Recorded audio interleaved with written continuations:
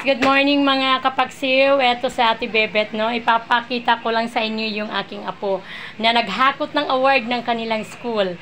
Ayan, ang aking apo na si Katarina Anaya Ostos. Ipakikita ko lang sa inyo. Yes, ayan ha.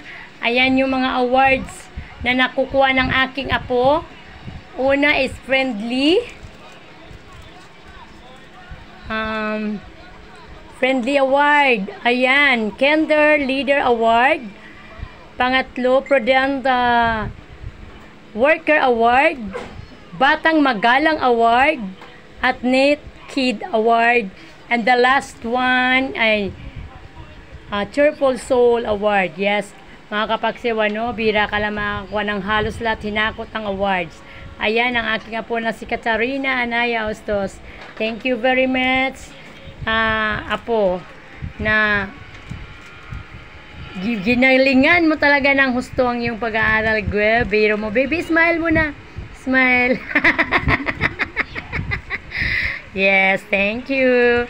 Ganyan talaga mga apos natin, no? Nakakatuwa kapag mayroon mga awards na nakukuha galing sa school. Ganyan lang mga kapagsiw, kung kayo ay may apo, ganun lang din ang gagawin nyo sa mga apo ninyo. Maging proud ka na lola. I'm proud to you, apo, sa mga nakukuha mo. Siguro, ano bang natin, apo, gagawin ngayon? Titinda.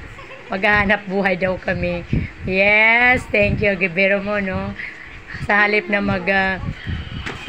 sabi sa labas, mag-Jollibee daw. Jollibee kami, magtitinda na lang. Sabi ko, sa Jollibee Carinderia kami ni Lola kakain. Yeah.